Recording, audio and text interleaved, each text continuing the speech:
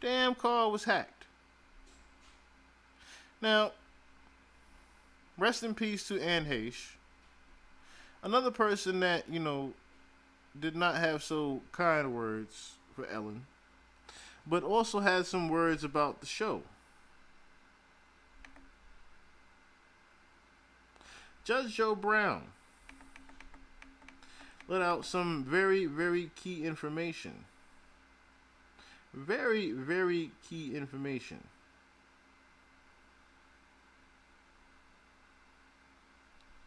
In regards to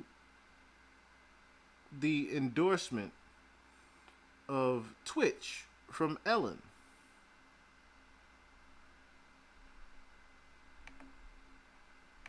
Asked me to do her a favor so her show would not be canceled for low ratings. I showed up and that woman wanted to get in my face. Didn't you hear me say to put that robe on? I said, didn't you hear me to tell you I'm here doing you a favor? We're out of here. KNBC 4 from New York. Call me back. Please, Judge, would you do us the favor? I know she's obnoxious to deal with. Okay, but that wasn't why I brought it up. Now, well, I know he's supposed to be endorsed by her. Right, Stephen, makes it suspect. Listen. I'm suspect. Listen. I'm not a good person to ask about this. That's not, it's not even about her. Yeah, it is. If he got an endorsement, it's about him through her. Can you let me talk? Go ahead. I read the story. You sent it to me. What story? I read the story. You sent it to me. So you just heard right there. There was an endorsement from Ellen to Twitch. Now, of course, this young lady here, God bless her, if you're doing an interview, now, of course, this is a podcast that these two mainly do. Even if you're doing an interview, I'm pretty sure you've heard this before, young lady. Let the person that you're trying to ask a question speak. But in case you didn't hear, I know he's supposed to be endorsed by her. Right, Stephen, Stephen. Makes it suspect. Listen. I'm suspect. She's obnoxious to deal with. Okay, but that wasn't why I brought it up. Now, well, I know he's supposed to be endorsed by her. Right, Stephen, Stephen. Makes it suspect. Listen. I'm suspect. Listen. I'm not a good person to ask about this. That's not, it's not even about her. Stephen, yeah, it is. If he got an endorsement, it's about him through her. Can you let me talk? Go ahead. I read the story. You sent it to me. What story? What story? That thing about him being, somebody, I think that was young brother Johnson sent me that thing, Bernard, about him disappearing, and he had been basically seconded and approved of by Ellen Degeneres. No. And this that isn't it. This is why I need you to stop interrupting me. Well, I thought that was the story I was reading. Go ahead. You hear the name Ellen DeGeneres and you just go haywire. Yeah, anybody she endorses. It's not about her. Well, okay, what is it about? It is about Stephen Boss. So as you heard once again, Ellen endorsed Twitch. KADJ. Ellen endorsed Twitch. And it was an endorsement that he got from her to do something behind the scenes and invest in something behind the scenes.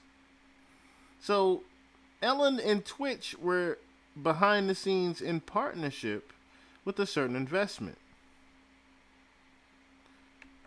Which he was a DJ on her show and he committed suicide yesterday. Oh, I can see why. All right. He was a DJ on her show. Stephen Boss reportedly left his house unexpectedly. He left his cell phone. He left his car, went to a hotel and shot himself in the head. He was 40 years old. He is was his wife. He left his wife, who was 34, and 3 children behind. She emphasized to law enforcement how out of character his actions were, so much so that officers considered listing Boss as a critical missing person.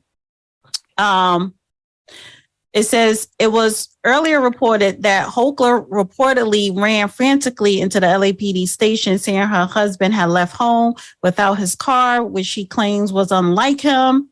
And yeah, that's what I'm saying. That report that was missing. He worked with Ellen DeGeneres. He did. He was the DJ on the show. Yeah, and that takes a lot. She keeps the temperature at 80 degrees. No. We're not. Okay, but listen, you as a judge. There.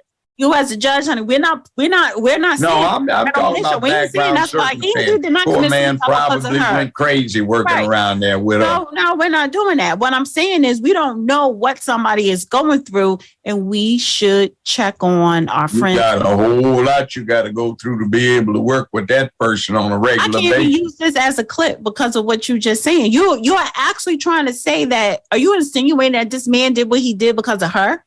If he worked around her, he had to be marginal to work around that woman for more than 4 or 5 hours.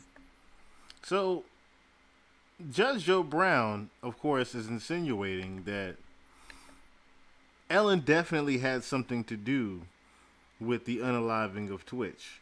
Now, he mentions, of course, the endorsement and the investment.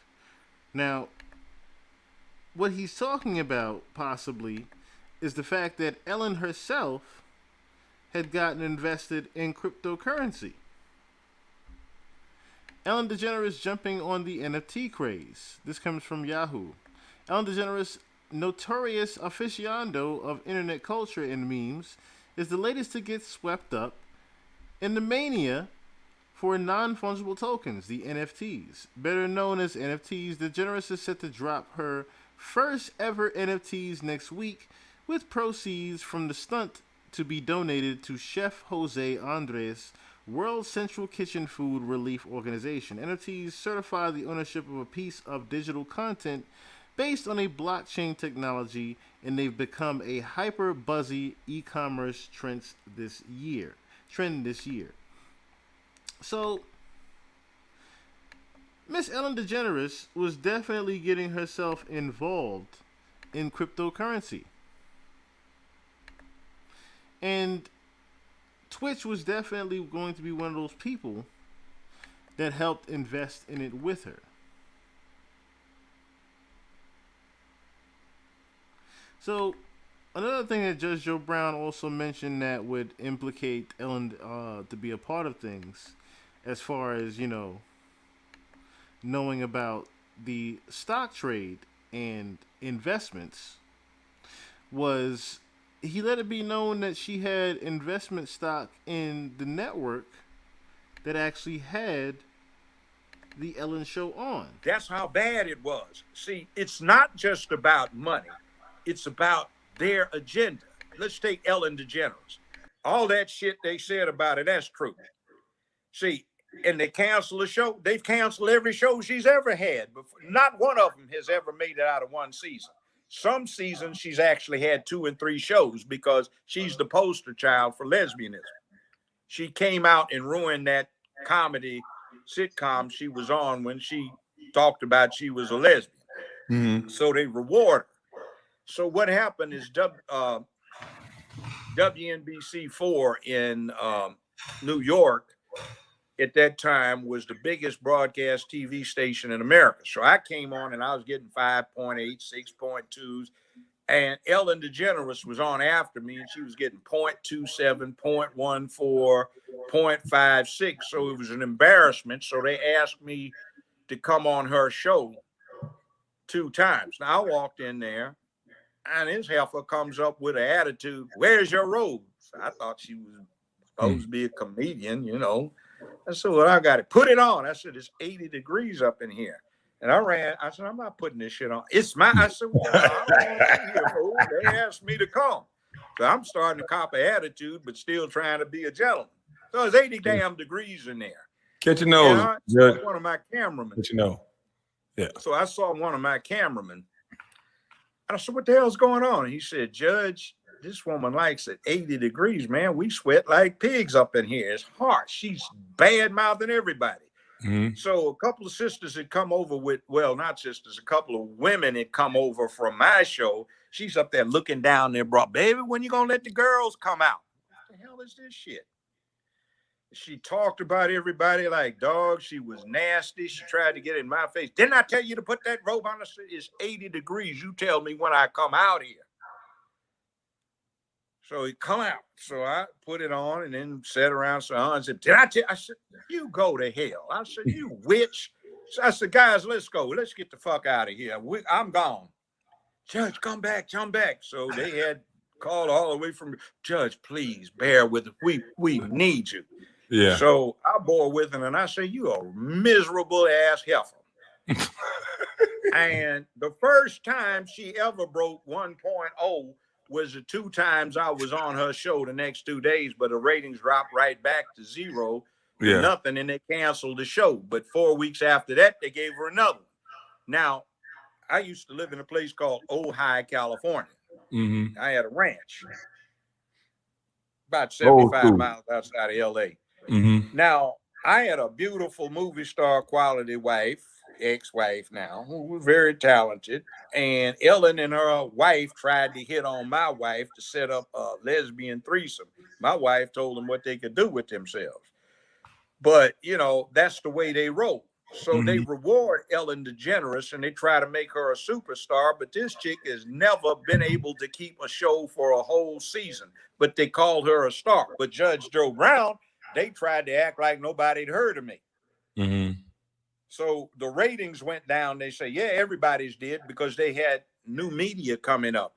So Judy's went down, Oprah's went down, Phil's went down, but I still beating Phil, still beating Oprah and stepping on Judy's heels. So they come up with me asking me to take an IOU for $28 million from CBS, talking about everybody's taking a hit. And I say, you lying dogs, because I bought some shares of stock in CBS, which I've sold since. But the bottom line is that when you get these shares of stock, you get the stockholders newsletter. And if you ever get to working with a company, do that so you can see what's going on. So they're saying I'm the most profitable operation CBS has through its syndication department and all of CBS because I had such massive ratings and the type of people that wanted to advertise on my show sold Maybachs, Mercedes, BMWs, and stuff like that, Cadillacs, Lincolns, and so forth. So there was a lot of revenue coming in.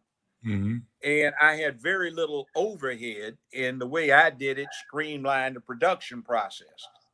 So they're bragging about it. And they said everybody, they designated who everybody was who got a raise. So I'm looking at these fools taking about everybody got a hit. And they're lying to me. I said, you're a lying dog. I said, this is what you got. They just give you a raise January 17th. This is what you got. Mm-hmm. You know, how'd you know that? I should have found it out. Plus, you're also doing something that FTC, Federal Trade Commission, would have your ass doing 10 years in jail for insider trading. You've been manipulating this stock. Just like announcing that the dividend is going to drop from 27 cents down to a nickel. So the stock price, this actually happened, dropped from $68 a share down to $32 a share. These executives had a plan with CBS so they would loan them the money that could be paid back within 6 months interest free. Mm-hmm. So they bought up all of the stock that they could. CBS bought up $280 some million of its own stock at $32 a share, which, as per the intention, had dropped from 68 to 32 because of the announcement the dividend would be cut to a nickel. Well, as soon as they bought this huge load of stock, it jumped up to $64 a share, and everybody dumped their shares. So they got the equivalent of all of this stock for free that they converted to cash. So that was a hustle. That could get you 10 years in the federal penitentiary. And one of them even admitted it to me. So I was holding that over him. So I just said, that's 15 years. I'm tired of this shit. You know, I'm retired. I can even collect full Social Security. Fuck you. I'm out of here. I quit. So think about that. Ellen was supposedly manipulating stocks within CBS. Now, who's to say Twitch didn't know about that? One way you could think about Twitch knowing about that is he referenced the fact that there were raises. Okay? So if Ellen was able to give herself a raise, wouldn't you think she gave her 20-year DJ a raise as well? Who got, it says Twitch joined the Ellen DeGeneres show and was a DJ and host in the season 11, and host in season 11 in 2013. So he was on the show for about what, 10 years? No, 9 years before the show ended. And he got a net worth of accordingly $500,000 per season for his first 2 seasons. So definitely someone got some coins when they got their raise. And for Twitch to also know about this behind the scenes, there were some questions I had to ask myself. Okay, if Ellen is manipulating stock behind the scenes allegedly, and Twitch knows about this allegedly, Judge Joe Brown knows about this and has some information from other sources, who's to say that they're not already watching Ellen as far as manipulating these stocks? And then her show gets canceled May, the same year that Twitch dies, in December. Now, if this was going on for before the marriage, of course, because when did Twitch get with his wife?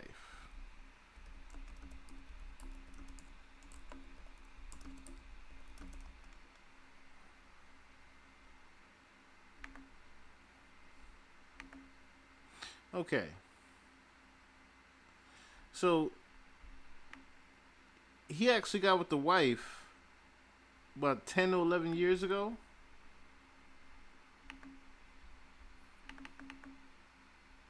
He got with his wife about 10 or 11 years ago.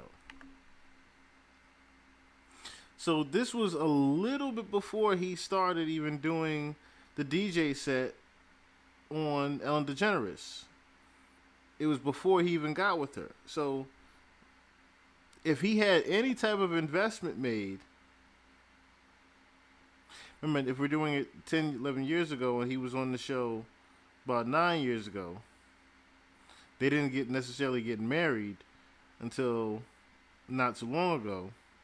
And the investment was made before she was around necessarily.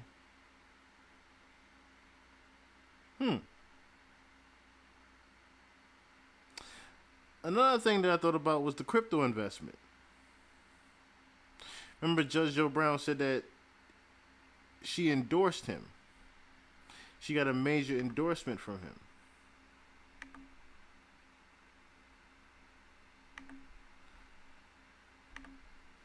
Which would make me think about the crypto investment.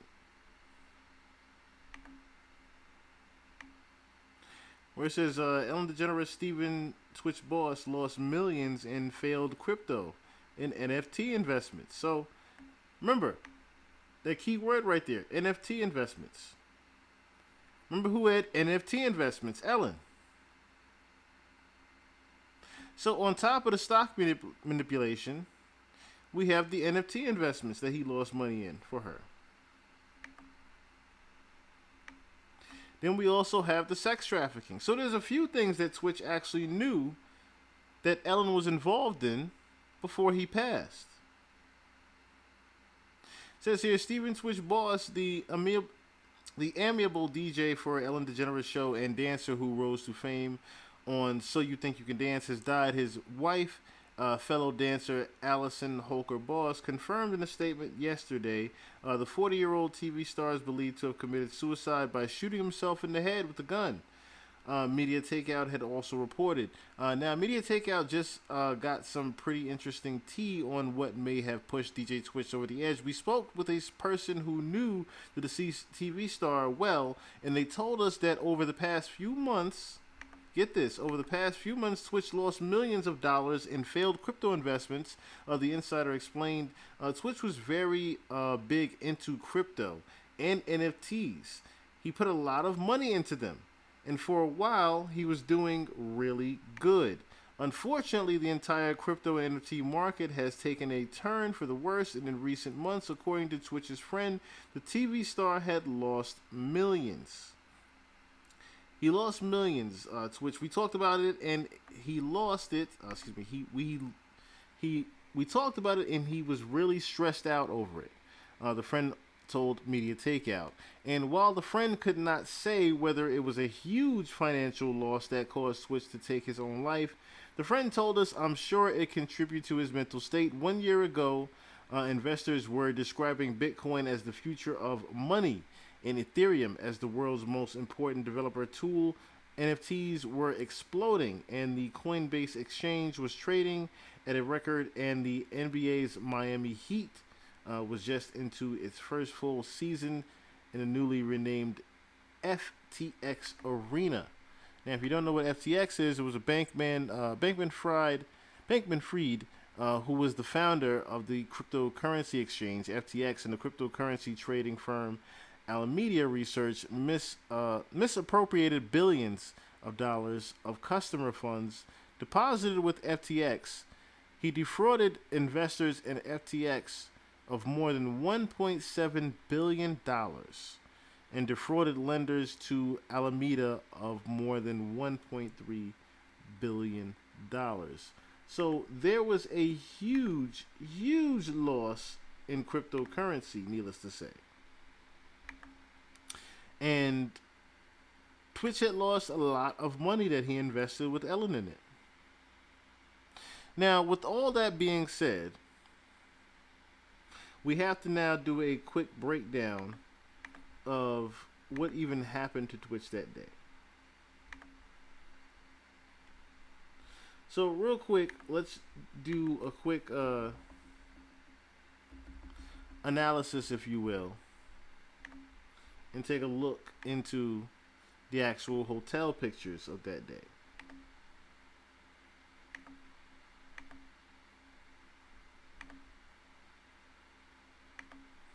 So this is the bathroom here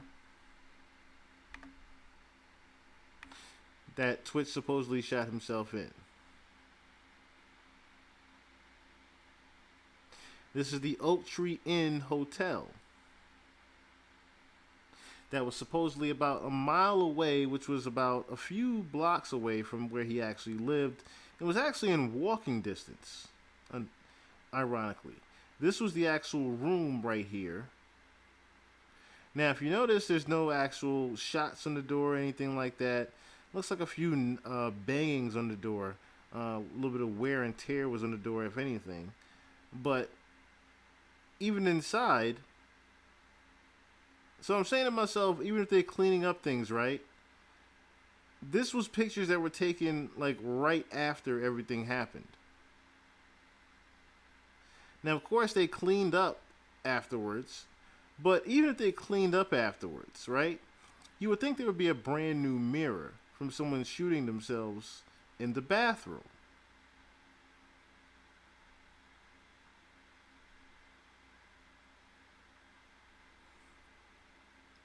Now, of course, he was upstairs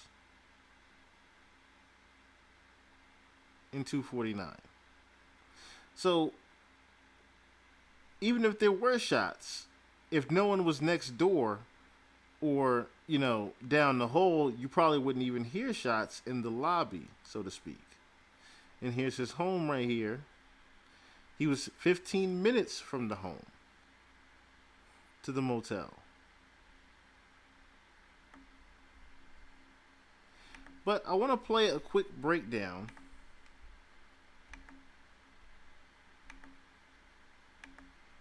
of what actually happened that evening.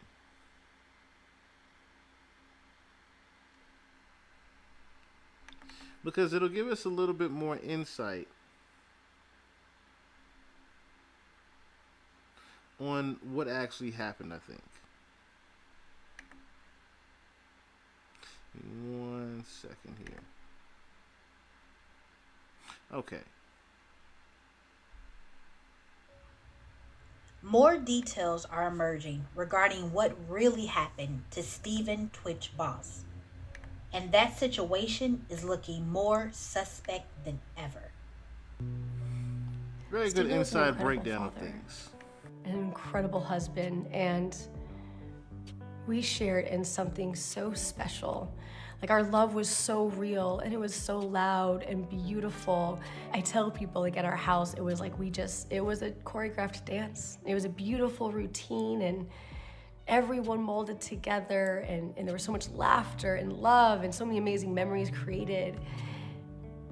And he was a family man, and he loved taking care of everyone and protecting everyone, and you can still feel that love in our home. I still feel like I'm like the rest of the world, where I'm still shocked. No one's ready for that moment, and there's no one that saw this coming. No one. The toxicology reports are finally in, and the just released autopsy report reveals that there were no substances or alcohol in his system. And Stephen's wife had apparently informed police that not only were there no marital or financial issues, but according to her knowledge, Stephen did not suffer mental health problems or have a history of S thoughts or ideation. Does this remind anyone of Anne Heche's toxicology report that was released on December 6th, 2022, almost 4 months after her passing, which showed she was not impaired by any substances at the time of her accident, and the substances that were found in her system had been administered by the hospital for pain relief. Last December 13th, 2022, Stephen Twitch Boss, DJ, co-host, and executive producer of The Ellen Show, was found in a motel room less than a 15-minute walk from his home, only a few hours after his wife, Allison Holker, had rushed into an LAPD station, frantic because Stephen had left home the previous morning without his car and had not returned. Something that was not like him at all. Allison told police that she knew something was terribly wrong because he left their house without notice and there was no argument or issue, and he stopped all communication and wouldn't answer any of her calls. Allison was so insistent on how odd Stephen's behavior was that police accompanied her back to the family's home and performed a brief check around the property for any video or clues as to where he'd gone. Whatever Allison told police that Tuesday morning must have been alarming to them as well, because sources also told TMZ that officers considered listing Stephen as a critical missing persons case, which according to one city in Los Angeles County can include if the missing person is mentally impaired to the extent that they are unable to care for themselves or is an immediate danger to their own safety or the safety of others, if the missing person is in critical need of medical attention, if the missing person has no pattern of running away or disappearing, if the missing person is the victim of a kidnapping or parental abduction, or if the missing person is a victim of a crime or foul play. But before police could make that decision, they received a call around 11 a.m. that same morning reporting a shooting at a nearby motel, the Oak Tree Inn, which was less than a mile away from Stephen's Encino home. When police arrived at the scene, the paramedics had already pronounced him gone at around 11:25 a.m. According to hotel staff, Stephen had called the hotel to check for availabilities the previous morning around 9:20 a.m. And then he showed up to check in about an hour later that Monday morning at 10:30 a.m., 24 hours before Allison rushed frantically to an LAPD police station. The manager of the hotel stated that Stephen appeared to be completely normal, didn't appear to be in any sort of distress, and wasn't visibly upset about anything. He was calm when he checked in on his own with just one small bag, using his real name to book a one-night stay that Monday morning. He walked up to his room 249 and never came out. The newly released autopsy report states that the next day, after Stephen missed checkout, a maid went to his room around 11:10 a.m. and after knocking repeatedly on the door with no response, entered room 249 and saw Stephen's clothes neatly folded and stacked on the table with a bag containing various notebooks and a laptop. The maid then went to the bathroom, where she found Stephen in a pool of blood, laying unresponsive in the shower, with just a white towel around his shoulders and apparent GS wound to his head. When later interviewed... So let's pause it right there real quick, right? Let's gather some information. Gets into the hotel. He's not under any distress whatsoever. On top of the fact that when he's there, or should I say when the maid gets there and finds his body, he has stacks of papers and files neatly stacked next to a laptop.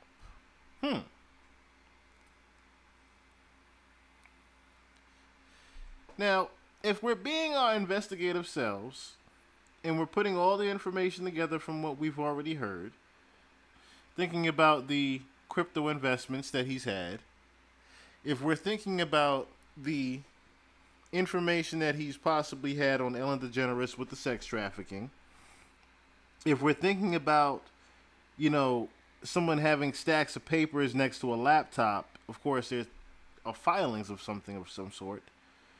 We're also thinking about the investment made in the stock manipulations in the show. Okay? So let's put all that into consideration, and let's also think about the fact how he died. How he died was a gunshot wound to the head. Remember when I said if there was some type of gunshot wound, right? Even if there was any type of gunshot wound at all, self-inflicted, wouldn't there be more of a mess than someone just being in the bathroom with a gunshot wound to their head?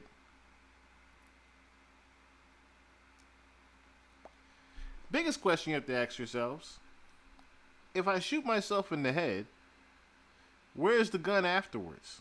Motel staff said they saw no visible S note in the room.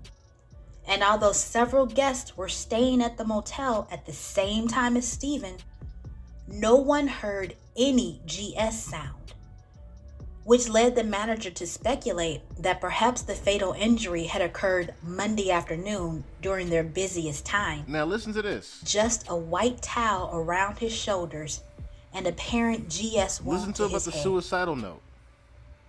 When later interviewed, motel staff said they saw no visible S note in the room. There was no suicide note in the room when the maid actually entered and saw his body. Keep in mind of that. And although several guests were staying at the motel at the same time as Stephen, no one heard any GS sound, which led the manager to speculate that perhaps the fatal injury had occurred Monday afternoon during their busiest time. Investigators confiscated Stephen's bag and belongings from the motel room and determined that Stephen took an Uber from his house to the motel that Monday morning and switched his phone to airplane mode so no one could reach or track him. They viewed the scene and concluded that Stephen Twitch Boss passed from a self-inflicted GS wound to the head and that there were no signs of foul play, and handed the case over to the coroner. And on Wednesday evening, December 14th, the very next day, the coroner's autopsy report stated that 40-year-old Stephen Twitch Boss, who had just celebrated his 9th wedding anniversary on December 10th, just 3 days prior to being found in that motel room, was gone by a self-inflicted GS wound to the head, and that the case was closed. It didn't matter that at the time the toxicology test had not been run, or that at that particular time there was still no indication of an S note.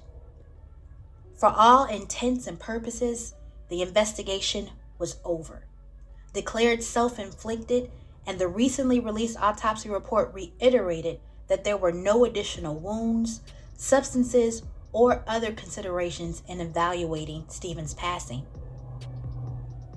It took another 2 days before it was reported that an S note was found, and on December 16th, media outlets around the world began carrying the same story about a very vague note being recovered in which Stephen supposedly wrote ambiguously about past struggles and challenges.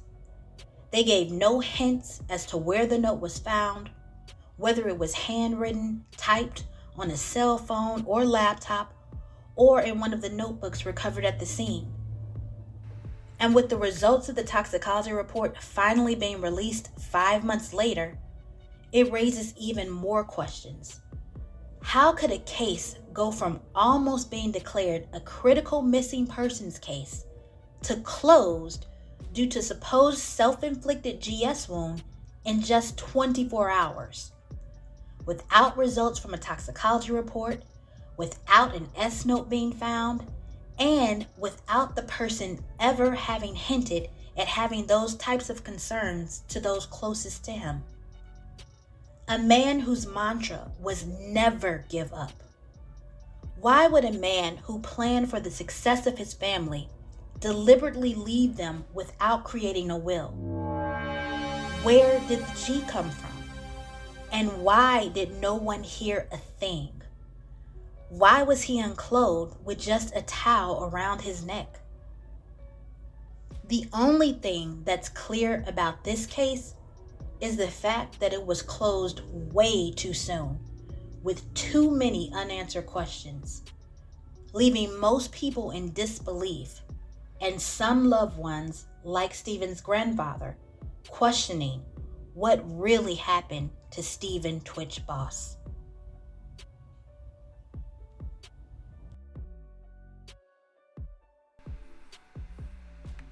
So let's think about this, right? Let's think about the fact that there was no suicidal note when the maid actually went in there and found Twitch's body. But just days later, after the autopsy, shout out to Robert Gilman, who just subscribed also. When they found the body, there was no suicidal note. But just 3 days later, after they announced that he was, he died of suicide, all of a sudden there was a suicidal note. All of a sudden there's a suicidal note now written, right? That only the wife has. So a lot of speculation started to circulate that the wife had a lot to do with Twitch's death. Now, here's where I'm going to crack the code as far as the wife goes. I think the wife necessarily was paid off and tipped off after Twitch was unalived. I think the people that actually killed Twitch got to the wife and said, hey, if you don't want anything to happen to the wife, if you don't want anything to happen to the kids and yourself, I suggest you write Twitch a suicidal note and make this look like a suicide the way we intended it to. That's what I think happened with the wife. Remember, the key things you have to remember with the wife is that she had no idea where Twitch even went. She waited about 24 hours till after Twitch was gone to file the report. She goes down to the police station at that to file the report. So that's not someone that is, of course, in on anything. That's someone that is in distress, saying, okay, I need immediate help, and I need to know that I'm going to get immediate help. So I'm going to go down to the police station and not call. I'm going to make sure that I get immediate help right now, and I'm going to work with the police as far as finding out what happened to my husband. Okay, so they find out what happened to him, And just days later, after they determined it being a suicide note pops up. Okay? Now, my thing is, I think that the suicide note, of course, was written by the wife. And she was, like I said, tipped off by the killers. Now, who was the killers?